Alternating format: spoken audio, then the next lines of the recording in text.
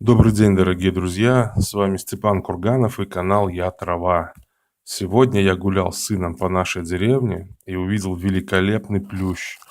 Уверен, что большинство из вас, кто смотрит это видео, знают плющ как декоративное растение для вертикального озеленения или как, наверное, комнатное растение. И да, действительно это так. Но плющ еще и уникальное лекарственное растение. И, кстати говоря, плющ обыкновенный был признан Вюрцбургским университетом Германии лекарственным растением 2010 года.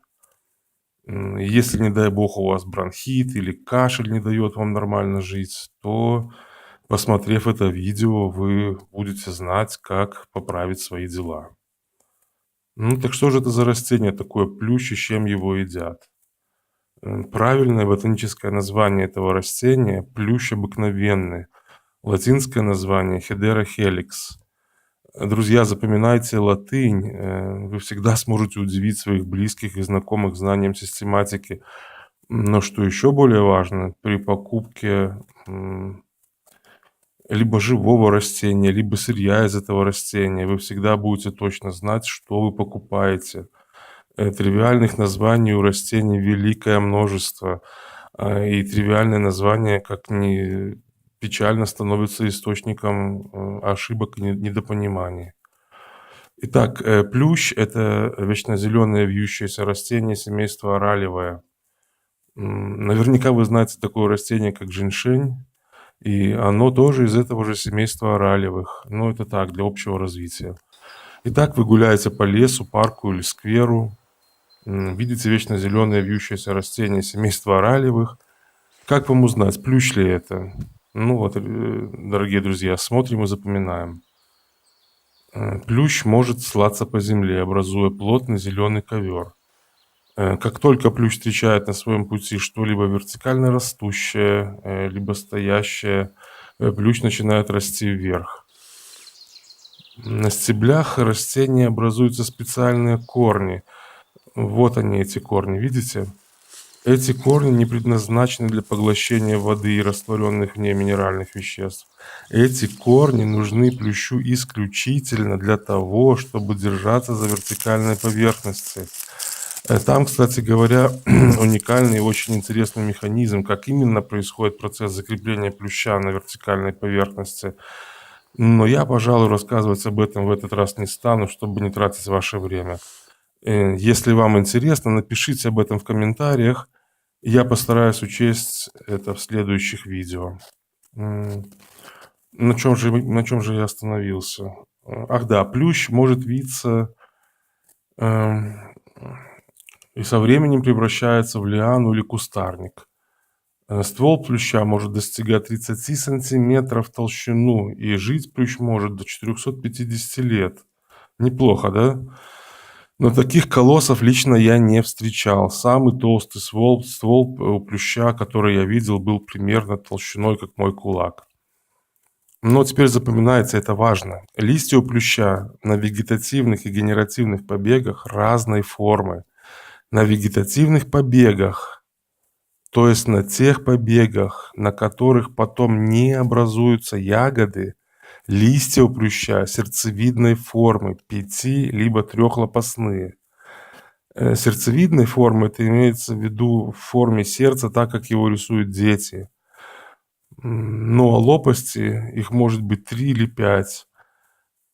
Край у листа плюща гладкий, на нем нету никаких зазубрин. На цветоносных ветках листья совершенно другой формы. Они либо цельно-ромбовидной формы, либо ланцетовидной. И листья на вегетативных побегах, и листья на генеративных побегах, они все приблизительно одной и той же окраски, они либо темно-зеленого цвета, блестящего, они кожистые, они толстые, они голые, и такое производит впечатление, когда их касаешься, что касаешься действительно какой-то кожаной поверхности. Цветет плющ осенью, и во время цветения его посещает просто огромное, колоссальное количество насекомых. Куст, поверьте мне, друзья, куст плюща гудит, как липа во время цветения. И кого только на плюще во время цветения нет. Там и пчелы, и бабочки, и двукрылые насекомые.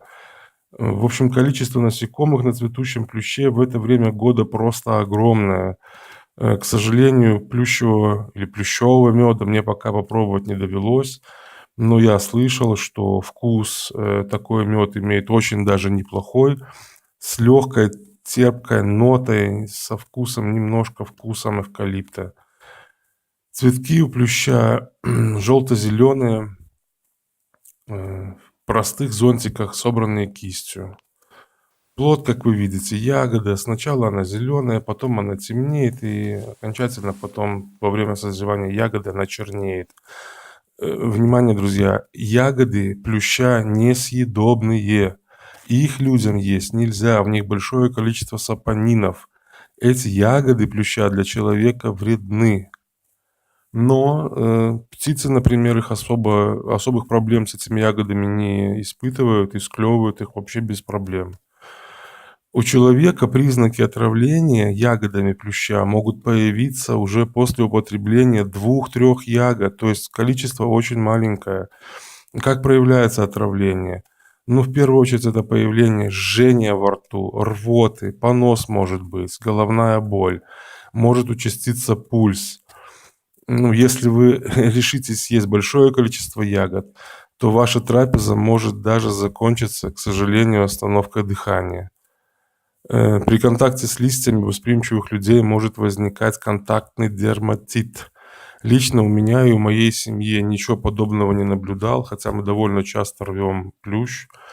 И у ребенка тоже ничего такого никогда видно, дерматита никакого не было. Но все равно имейте в виду, что такое проявление тоже имеет место быть.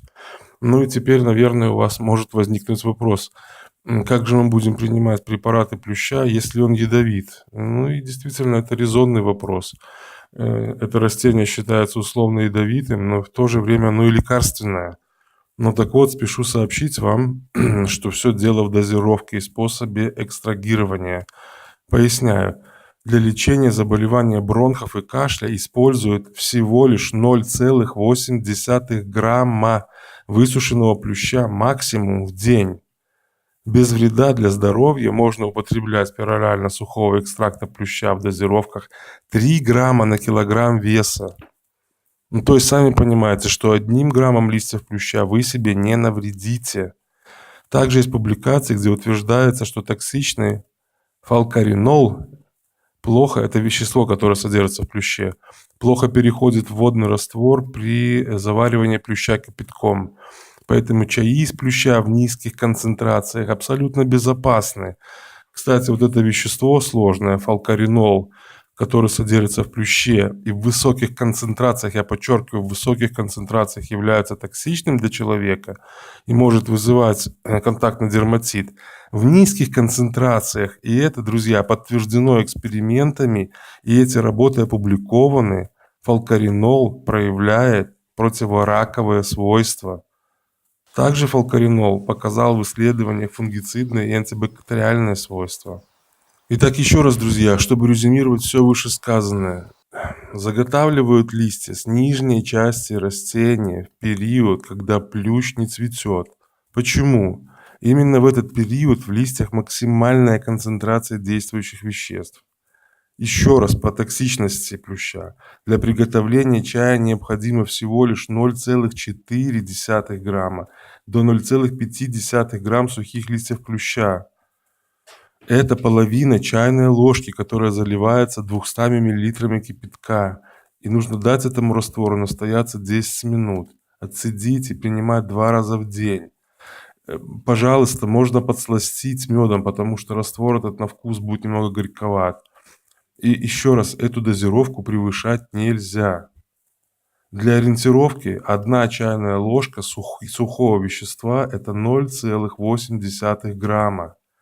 Еще раз, максимальное